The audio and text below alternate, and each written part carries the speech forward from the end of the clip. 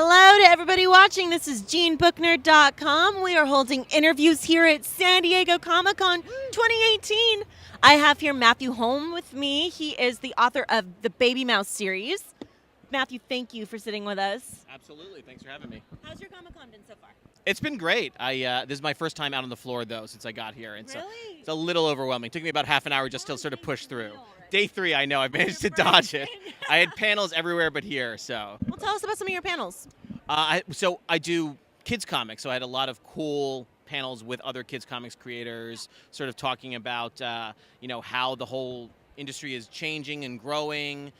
When we started out back in 2004 with BABYMOUSE, there were not really any other kids comics out there. So it's really exciting now. There's so many, it's hard to keep track of everybody. Amazing, that's amazing. So BABYMOUSE then, is that your first main creation, or did you have kind of a bit of a body of work before BABYMOUSE that led you up to BABYMOUSE?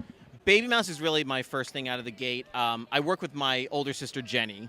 So she had a career before that as a historical fiction author for middle grade and young adult readers. And but she grew up like me, loving reading comics. She was the only girl out of 5 kids. All the rest were boys. So we had tons of comics around the house. I know, and tons of boy comics, because there weren't a lot of girl comic characters back in the 70s. So she always wanted to make a comic with the kind of girl character in it that she could identify with. And I loved drawing comics when I was a kid. We had bedrooms across from each other, so I would stick my newest comic strip on the door so she'd come out and see it. And so that always stuck with her, and she always wanted to first, how can I make my little brother work for me? I think that was that's what all older sisters think. How can I make them do some chores for me? And then after that, it was what, we could do a comic probably. I'm writing, he can write and draw. We can get this all together. And so we came up with BABYMOUSE. I love it. And so you said you first published BABYMOUSE in 2004. Started working in 2004. First 2 books came out in 2005. Got it. And so what's the evolution? That's well over 10 years now. What's the evolution of BABYMOUSE been like that in the last decade or so? Because you were telling me a little bit before this interview that she's in middle school now. Right. This is his new book, by the way. It comes out. When does this come out? Tuesday. This comes out on Tuesday. This is a sneak preview. But with BABYMOUSE having been around for over a decade now, kind of tell us about a little bit of her evolution. So BABYMOUSE was conceived originally as an elementary age character, and we did 20 traditional graphic novels, 100 pages long, in that style.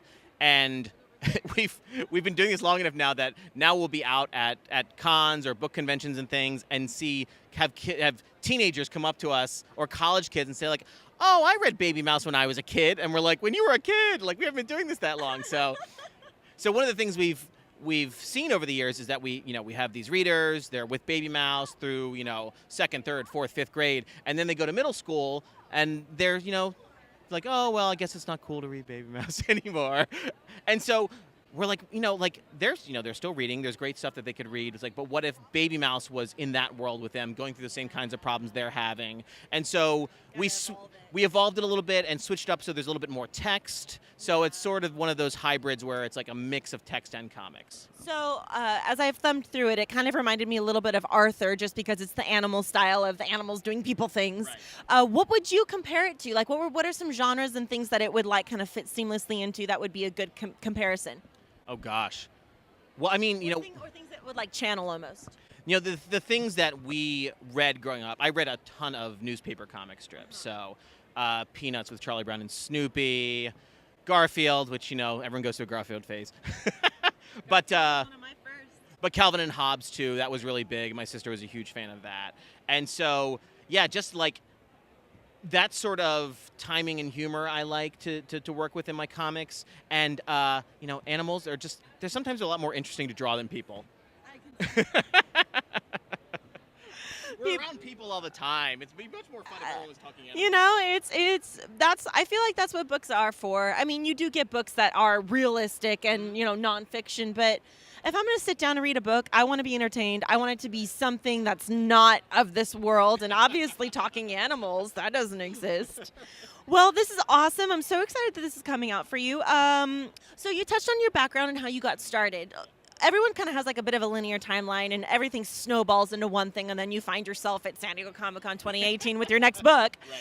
What was kind of your start? Like, were you a teenager? Did you get a job somewhere doing comics, or what was a little bit of your what's your snowball? My snowball. So I was always interested in comics, and I started drawing my own comic strips when I was in middle school and through high school.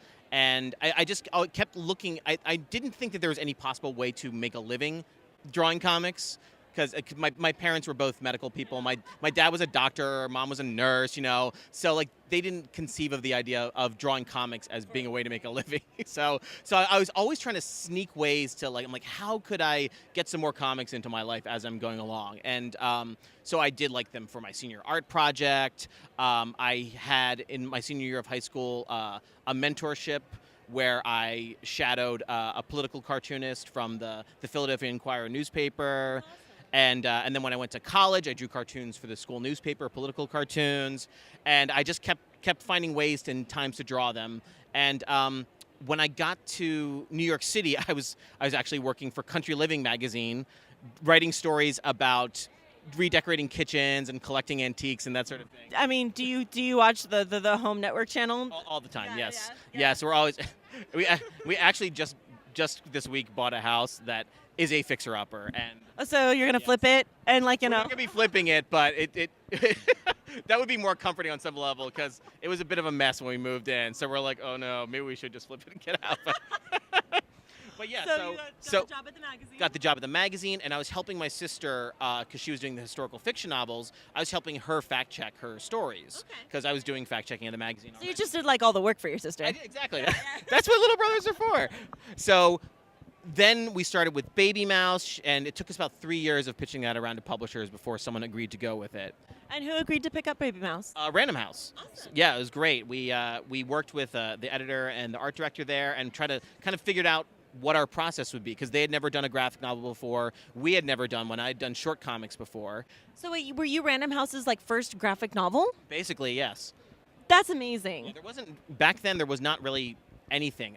At the same time, you had shortly after that, you had Bone being recolored by Scholastic and reprinted. You had Raina coming in with the Babysitters Club graphic novels. A little after that was Lunch Lady with Jared Krasaska.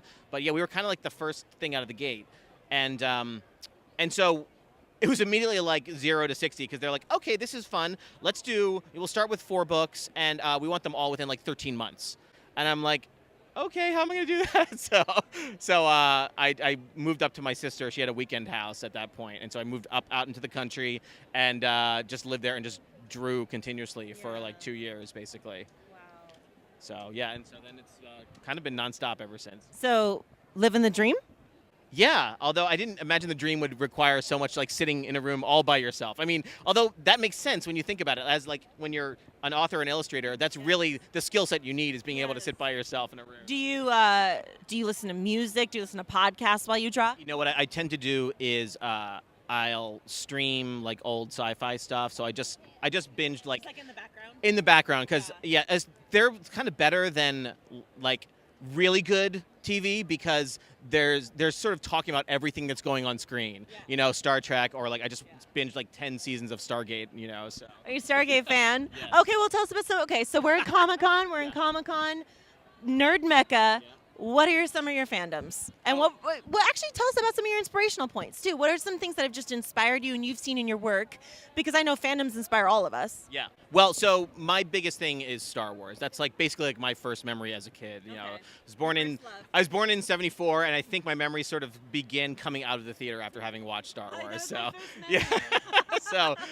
yeah. So everything about my childhood was Star Wars, and so any chance I get to sneak some Star Wars into BABYMOUSE comics, that's my favorite thing to do. There it is. There it is. Well, I think we're about done for today. Is there anything you could tell us that you have?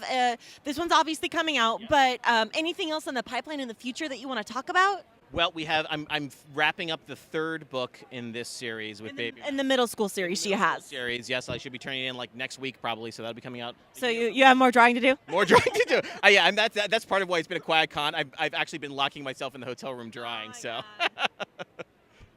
Well, thank you so much, Matthew. This was such a pleasure. Well, thank you so much, you guys. You sat here first. Hi, I'm Matt Holm. Watch us on JeanBookNerd.com.